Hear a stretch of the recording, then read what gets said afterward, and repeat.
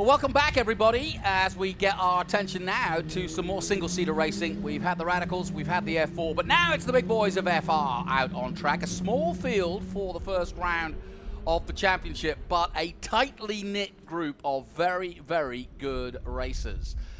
We saw a great win for Ryan Shehan, a monumental win, actually, his first ever in his debut in FR. Raced for Crosslink Kiwi last year in F4. Had a couple of good wins there and was vying for the championship, but yesterday's victory in his first ever run in FR was sensational. He really did do a good job, and I'm joined for the race by one of the young drivers in the F4 championship, Daniel Cará, from Houston, Texas, but also partly Brazilian. We'll give him a bit of both. He's got both on the car, on the side of the car. I stood by his car this morning before he went out, and definitely looking forward to this. But Daniel, first and foremost, while these guys are heading out, give me your own background. Where have you been racing and how did you get to F4? Yeah, of course. First of all, thank you so much for letting me come on here. And I originally started racing out in karting. I only have about a full year of experience and coming straight into shifter karts. So I raced only 4 car races in shifter karts, and we actually incorporated our own team. I'm the founder. My father and I bought a F4 car, spent the 2022 year kind of setting up and getting ready for the next races, and we actually joined last year at the VIR and COTA races. Brilliant. And how are you enjoying it so far? I know it's early days. Oh my gosh, it's a dream. It's a dream come true. I love it, and I was really excited about yesterday's race. I was leading a little bit, but some struggles, but I'm really hoping to make a name for myself out here in 2023. How'd you go on in the second one today? A lot better. Starting 7th, finished 7th, and I'm starting 4th for the next race. Perfect. So you're listening to Daniel Cará, 20-year-old from Houston, Texas. Write the name down because he could be one of our stars of the future as we take a look at Callum Hedge, who was just up here a moment ago, doing your race, in fact. We were covering your race, and he had some mechanical gremlins yesterday, did Callum Hedge, and he's hopefully righted those, but he's got a lot of work to do because he's a long way back. Starting on the, 4th row is Callum Hedge of New Zealand.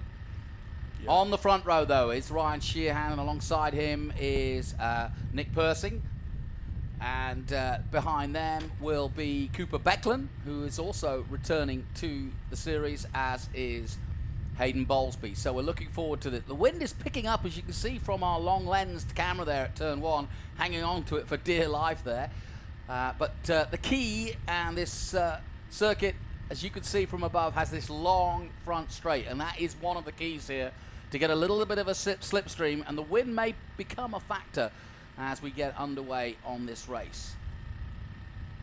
So then, the calm before the storm. On the left-hand side, the 66 of Ryan Shehan, looking for his second win. Nick Persing, though, looking for his first. On go the lights, out go the lights, and away we go.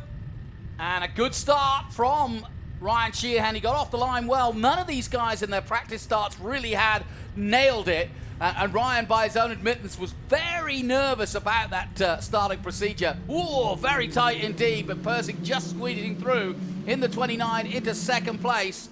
Bowlsbey and Becklin, Cooper Becklin just squeezing into third place there, and already we're starting for jostling for position here. Through goes the number 3. But a nice clean start, Daniel, and where now would you be looking for an overtake? Where's the first possible overtake? You see someone already around the outside. Hedge is creating his own. Exactly. If you see Oliver and Hedge right over there fighting for position, usually that turn 3 and 4 complex, you really want to get ahead of these drivers because the next corners, 5, 6, 7, you can't even make a move over there. You see these guys going super wide and trying to get good on the S's. And the only next turning attacking point is going to be that turn 13, deep braking. Yeah, it's deceptive when you see these fast right-hand kinks or these S's, because you presume that there might be an opportunity, but actually there's only really one line through there. Exactly. And if you try to make an overtake, then you're going to be so far offline for the next corner that it becomes pointless. So yeah, you just have to be patient. This is the most obvious point to overtake coming into this last complex here.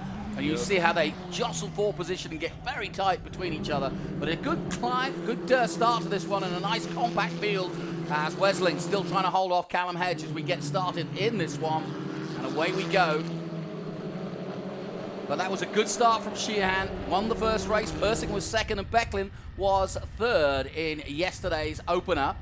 And now down that long straight. That must feel like it goes on forever, but can you get a decent slipstream down there? Yeah, especially with these FR cars, you're much quicker down the straight, and the huge outwash from these massive rear wings, you get a lot more speed than these F4 cars. As you can see, Oliver. Yeah. And he's all over the back of the number 3, and does he make it? No, not quite. It's going to be a battle between the pair of them. Really good racing. And Hayden Bowlsbey, the local man from New Orleans, trying to hold on. Oh, and he's gone wide, has Bowlsbey. And that's allowed Hedge to come back into this one. Hedge will now try and pounce on Westling in the all blue. Oh yeah, that turn 4 right there is super easy lock up. The outside line is super bumpy, so that's probably why he got that lock up. But he's quick, and I hope he gets that position back. So Callum Hedge and Oliver Westling. Westling came into the championship last year, so he's got some miles under his belt. But then again, Callum Hedge has just done 6 weeks in a very similar car, different engine, different chassis, but pretty much the same spec, because FR, Formula Regional, is run all around the world, and it's all about super license points. And Callum, having become runner-up in that championship, probably has more super license points than anybody out there right now. And there is a possible 18 for the winner of this championship. And so very prestigious from the FIA's point of view. And they certainly keep an eye on who's doing what. But Ryan Shehan already pulling away. His last lap at 1:36.2. So the time starting to drop, and Ryan doing what he did yesterday, which is kind of control this race. So Persing, who is in second place, has got to pounce soon as Hedge looks to the inside. Can't quite pull it off, though. Where would you, Daniel, try to make a move if you were in the 17th position, if you were in Hedge's position? I mean, easiest spot is down that straight. With these cars, they got the downforce, and kind of just got to set up on that last corner and go for it on that straight. It's hard to follow these cars, kind of like F1, going through these tight corners. The downforce almost holds you back through the high-speed corners. Well, wait for a mistake from Westling, and that's exactly what's happened. And this is a good chance now for Callum Hedge. He thinks about it there, but as you say, it's a risky business, because there's so few lines through there that once you make the commitment, you've got to make it stick. Becklin now losing time in third place. Morris still fourth. Westling and Hedge going at it, and that's that second group that you're seeing coming through shot right now. Just behind them is the young teenager from Mexico City, Manuel Roza. Looking forward to seeing what he can do. His parents are here, your parents are here, and a bit of a family affair. Are they enjoying it? Yeah, my parents out here love it. It's only our 3rd race weekend here with F4, so it's amazing. It's just a hop, skip, and a jump from Houston. This is a local race for you. Yeah, for sure. I actually came back here back in karting, so good time this year. Good kart circuit, it looks like it anyway. Oh, it's incredible. Out in the shifter karts, we were all 4 wheels off that ground. I'll bet. So Shehan completes another lap. He's dropped it again, 1:35.6. The difference, 0.6. So he's not gapping Persing like he did yesterday. Persing, though, was starting to get a little fatigued, because Nick Persing has just jumped out of a radical. And yesterday he'd already done 3 sessions when he took on Ryan. So he should be a little bit more ready for it this time. He had to write his own name on the side of the car, which is kind of funny. But anyway, there it is. Man, that's actually really impressive for Persing. I know some kids out of karting, they do the KA classes in the X30. But hopping in from a radical to these FR cars, you get so much experience, but that fatigue really kicks in these super long races. We got 19 minutes, and although Nick's quick, I hope he just keeps up that pace. Well, also, the concentration as well, because the braking points are different, the input is different, the engine reacts differently to your throttle. So, you know, everything, the braking point, just everything is different. And that's, you know, when it's only 20 minutes in the turnaround, there's not a lot of time to rethink it, is there? Exactly. Now, something's happened to... no, that battle continues now. Why is Hedge, though? Oh, he is! Hedge has got past, that's what's happened. So Callum Hedge has got past Oliver Westling. He looked as though he was edging himself to do that, because Westling made one mistake. Oh, somebody going on the inside there, making a mistake. 2 cars, in fact. So I don't know, as long as they don't gain anything, but I would have thought the stewards will have a look at that. That was weird. So there is that little offline if you miss your braking point, but that's the way to go. But let's see how they adjudicate it, because you don't want to gain an advantage by taking the shortcut. So this is starting to be a much more impressive race in terms of how close it is. Morris coming through, here comes Hedge. And now Hedge going in pursuit of Bryson Morris, who's one of the returning drivers. Bryson Morris having some great victories in F4, last year. Have you raced against him? Yeah, I raced for those last 2 races, VIR and COTA, and he actually finished second in that championship in F4. Yes, he did. What's really impressive is that that Crosslink team, I hope he'd be a little bit higher in the FR. He's a really quick driver, and I just think it's going to take a little bit of a second to transition.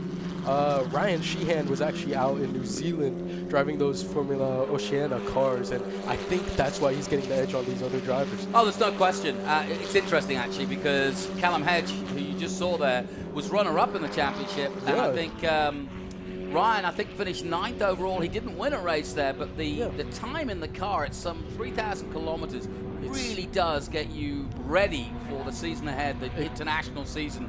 And so, smart move by the young Texan. We'll have to get you over there. Oh, yeah, I would love that. Somebody locking up there, going into 15, and just losing a little bit of time, but not any space on track. I think that was Morris under pressure now, because Hedge has reeled him in, and is he close enough to make a move on the straight, do you think? Let's see. He's just behind. I bet he can maybe go for a turn 1 move. All right. Let's see. Well, Persing still taking some time out of Shehan. In fact, he's reacted well to Shehan's lead because he's right there, the gap 0.4, but the reason he's got the hurry up is this man, the number 19, Cooper Becklin, the tall figure of the high jumper that is Cooper Becklin, is right there in 3rd place. Cooper's got some good experience, and he's looking for a big season too, so he'll try to get past if he can, but the 3 of them glued together on track, and then another battle behind between Morris and Hedge. Yeah, exactly. When races usually calm down like this and you're 1 by 1, you really got to get your head down and try to catch up to a pack. Like you see that huge gap from Becklin to Morris. Morris is out of that slipstream, and these 3 are probably going to pick it up, go out of that way. Daniel, for people who've never done this kind of racing or even karting, just explain how physical it is, because it looks so smooth on TV, but you are rattling your teeth, aren't you? Yeah, exactly. Honestly, these cars, no power steering, no power brakes. You feel everything right through the seat, through your back, these bumps. Although it looks kind of soft, like right over there, those curbs, you really feel the car, and you're almost muscling it through these corners. But it's important, like these drivers, they keep it smooth. You got another lock up, this time by Cooper Becklin. Yeah, super easy to do. But honestly, just keeping control of the car, gets super physical, but being consistent. You're not sliding through these corners. You want to keep it stable and not fight the car, but work with it. Yeah, and your car, they make your suspension nice and soft so you get a smooth ride. Well, the engineers in these kind of cars make them as stiff as possible because they want the aerodynamics to work. Exactly. And so really that's another part of it, is that you are literally in a bouncing bucket. Now, talking of bouncing buckets, here comes Callum Hedge. Can he get past? He's all over the back of Morris and has been for the last couple of laps. The Giltrap sponsored, Tony Quinn Foundation sponsored car from New Zealand, carrying the flag of New Zealand as so many have before him. And we've got a real renaissance happening here in the States with so many Kiwis. Marcus Armstrong just arriving in IndyCar this year and putting a good show on in St. Pete. Scott McLaughlin so close to a win. All came to naught up against Grosjean. Real shame, but exciting racing all the same. And then the GOAT, of course, Scott Dixon, as ever. So watch out for the Kiwis taking over in the States, and Callum Hedge just the next in line.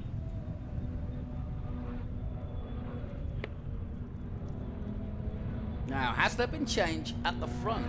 One of the top 3 could be missing. Let's hope it's not. It's Persing. Persing may well have gone out of this race, and that changes the... Oh, no, there he is! Oh, that is bitter, bitter disappointment.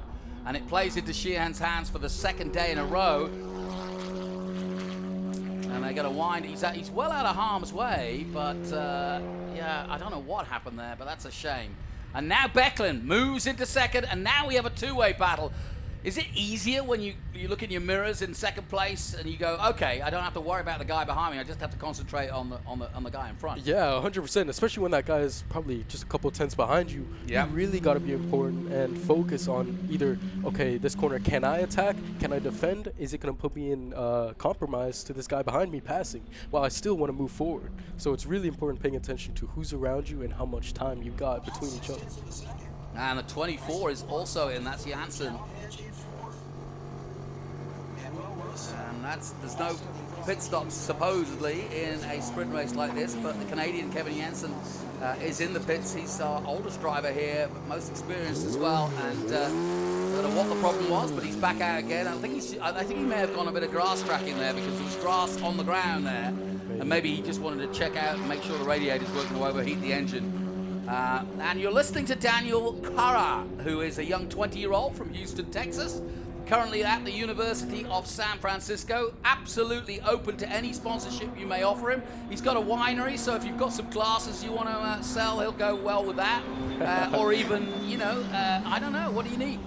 Honestly, we're out here, single car team. It's me, my father, Daryl Willis, and Jeff. We are just 4 guys working on this car, and we're really trying to make a name for ourselves here. That's a great story. Well, remember the name. What's your car number and what's your social? I'm car number 10, and it's Daniel Cará BR for Brazil.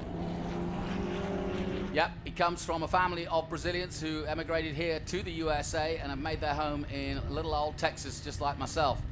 I say little old because it's huge. Now, talking of 11 minutes to go now for another man from Texas, Ryan Shehan from the capital, Austin, Texas. Won the first race and really wants to put his marker down this weekend. It's a great opportunity. 600,000. Oh, Bowlsbey's in as well. Oh, so man. Hayden Bowlsbey with problems in the number 3. You saw him go wide earlier, but they're working on something at the back. I'm not sure what that is. He's been having troubles all weekend. I remember he actually came up to me in a testing session out in Houston, and he knows he's quick. He was, I don't know how he was doing in these practices, but he was pretty quick, and this is his home race. So yeah, it's such a shame that he's struggling with these problems. Well, they're working quite hard on the car, but here's another car going off. This is Oliver Westling. So what happens here? Oh, I think that's out in the S. Is super easy to lose over there. It's kind of bumpy on the inside, and if you just miss your line, you hit those bumps. And with these lower cars, the F4s, the FRs are a little bit lower, and it just kind of loses it. Excellent insight from Daniel. Thank you, sir. As we go back to the action, and it's fast and furious. As we look at another little battle. Now we've got little pockets of battles going on all over the racetrack. We've lost Janzen to the pits. Persing is out. Bowlsbey's just stuck in the pits at the moment. So we're down to a very few drivers out there at the moment. But the battle at the front is good. And it's between Shehan and Becklin. It's still less than a second. And with 10 minutes to go, if you were Becklin, you count yourself potentially in with a win here, right? Yeah, definitely. I think he's closing in that gap. But if I were Ryan, I'd be trying to keep my head down, but it's kind of hard when you're looking in that mirror and that guy is just not getting any further. That's our first look at Roza, the young Mexican driver, following in the footsteps of the likes of Pato O'Ward. And then Westling, who made that mistake, is now quite some distance away, but in 6th place. And it's important that he keeps going because every race is important, and you know this, Daniel, because the point is, if you stay out there, there's always a chance of scoring points. And at the end of the season, it does count. Yeah, honestly, in these sprint races, we've got 18 races in a full championship. If you finish these top 5 positions, carry these points, you're in the fight for the championship. And it's a huge scholarship at the end for FR going to Japan. Yeah, absolutely. That's just a reminder that Honda have very, very generously offered $600,000 worth of prize money, and that all goes to a seat with a Honda team in Japan in the Super Formula Championship. And I just mentioned Pato O'Ward and Pierre Gasly, another one, all went there. Raul Hyman, somebody else has gone off. So it's a war of attrition out there this morning. Not quite sure who that was, but here comes Rosa's battle with... Oh, this is Bryson Morris. Car 3, it was Bowlsbey again, so it's Bowlsbey who's got off again. Oh, man. Now, here's the battle at the front. This is what we want to watch. Yeah, he's about a 10th quicker right here. So then, And there's the battle for third place, and it's Hedge once again and Morris. They've been going at it all race long, and this for a chance of getting on the podium. And for Callum Hedge, this would be a mighty turnaround for the disappointment of yesterday. And knowing Hedge as I do, he'll be very disappointed with his debut yesterday. He's got a lot of friends in that Kiwi Motorsport camp, and they know he's better than he showed yesterday. But it wasn't his fault. But look at that move up the inside, Daniel. He's taking every risk, isn't he? Yeah, I definitely saw him looking down that straight. He's going for that pass sooner or later. Well, he's an aggressive driver. I saw him in Tintoffs in '86. He's also done single-seaters in Formula Ford and Formula First in New Zealand, and has been racing also in the Porsche series in Australia for Earl Bamber Racing, who started his career, Earl Bamber, who of course now is a big superstar on the world level. But Earl Bamber started at this level. I remember commentating on his races in Formula BMW many years ago, and now of course runs his own team, and Callum is part of that team. Now, there's Becklin, and he's lost a little bit of ground to Shehan. The gap was 0.8, and two distinct battles, one for the podium, one for the race win with 7 minutes to go. If Hedgie's going to do it, he's going to have to start doing something now, but he's close enough surely to make a move now down into the Big Machine Vodka Spike Coolers turn 1. Yeah, let's see if he makes a move down here. I mean, I don't think Becklin's close enough, and he's not. Hedge, though, that's different. He looks, can't quite think of doing it. Next opportunity would be at the Bridge Hall Bennett's turn 3. Coming up now. That's a long left-hander coming up. There's really not many lines through there. You've got to kind of stick to your line here, don't you? Yeah, exactly. And that's what he does. And then he'll go through that 4, 5, and 6. Now, he's had a jink to the inside just before 6 a couple of times, but hasn't quite pulled it off. Now, you can see him high above, coming down through that gap. First and second coming through now. And there's this battle for third. Bryson Morris, almost winner in the F4 Championship last year.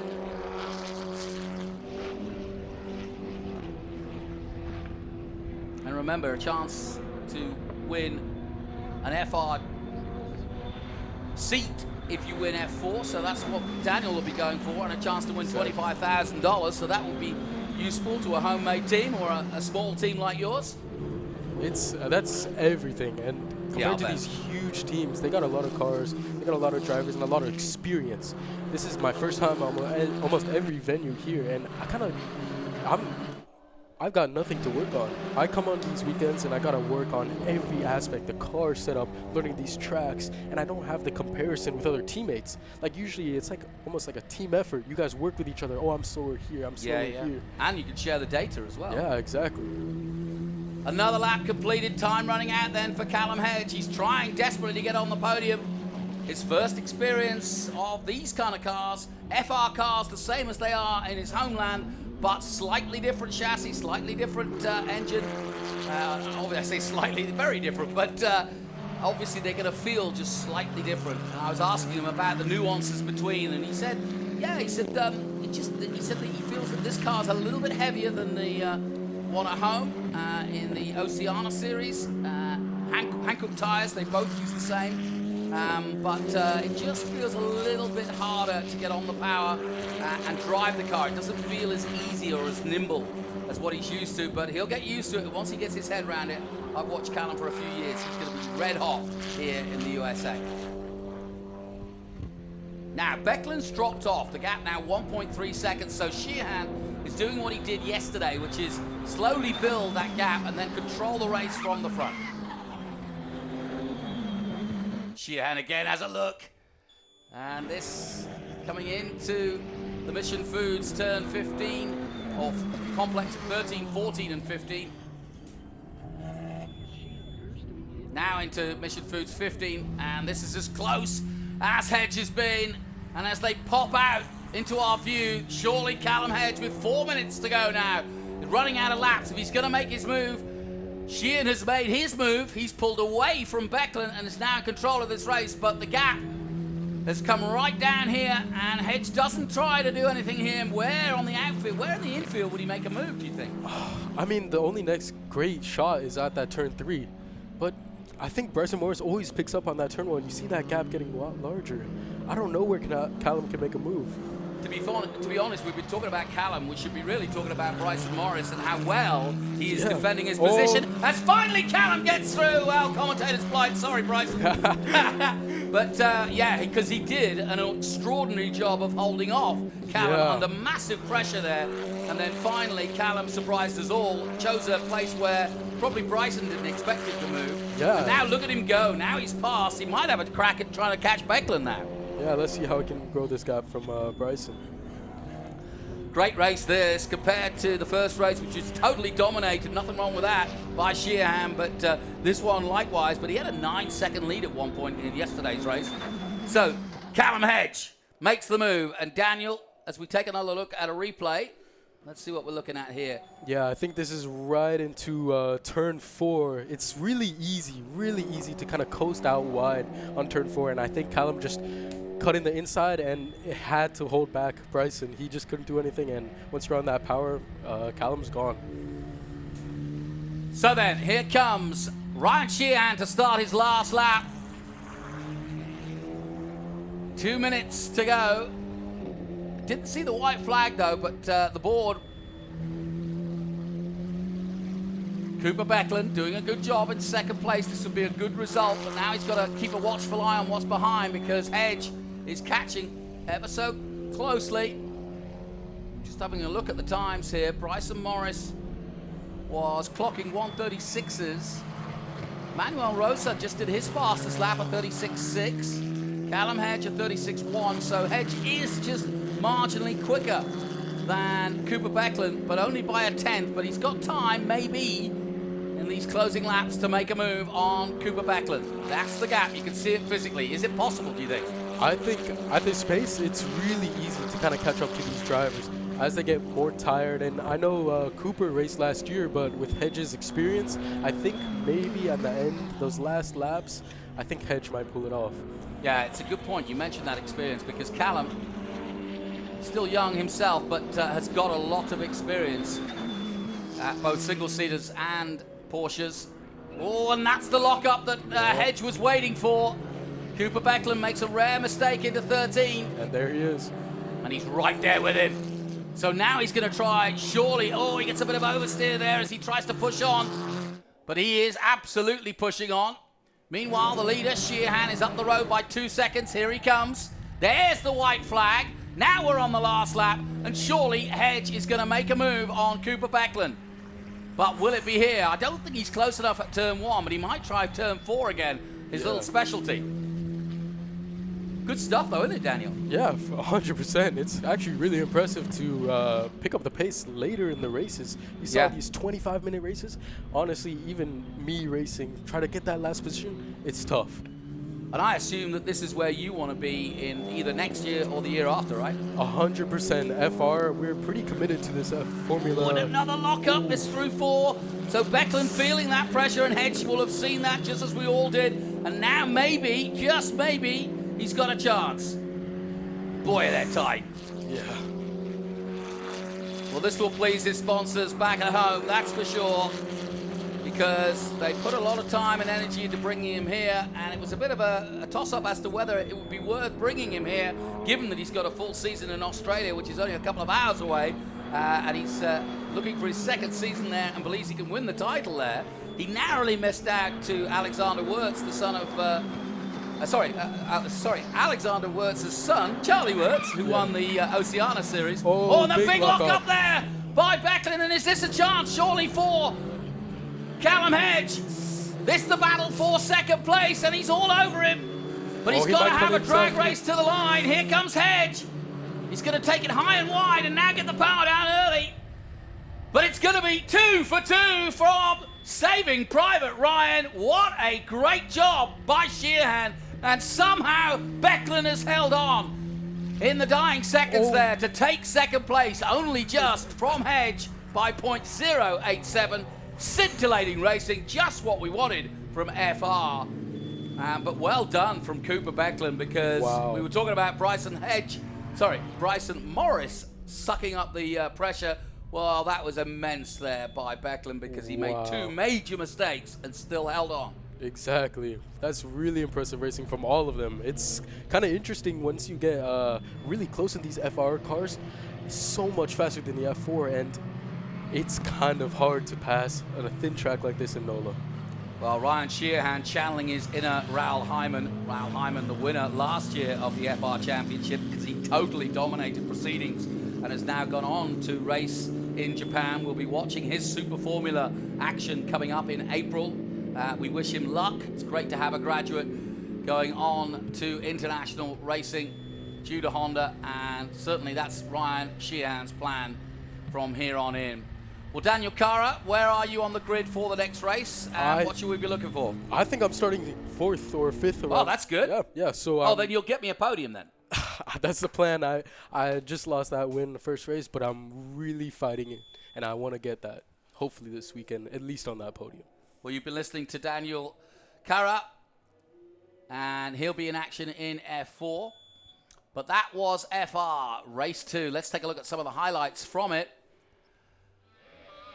And from the get-go, Ryan Shehan not too happy with his starts, but that was a good one. And Cooper Becklin had his nose cut off as he tried to get in. All sorts of shenanigans, including Bowlsbey going off.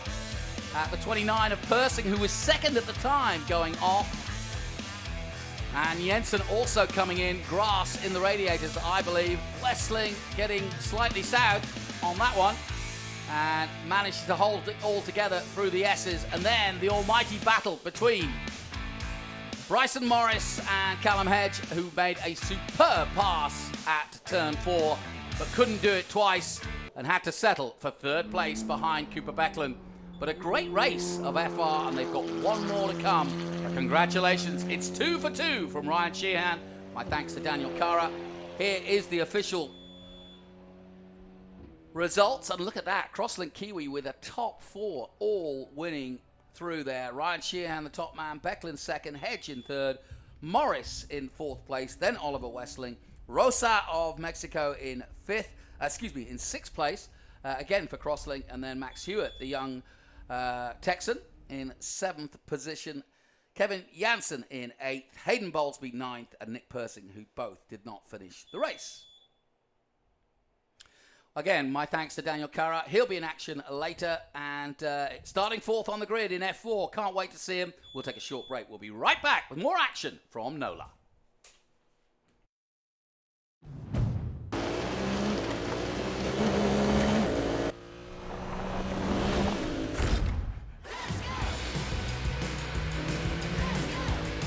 Everything in our garage is inspired by our racing spirit. Race in for a great deal on the Honda CR-V. Only at the Honda Dream Garage Spring Event.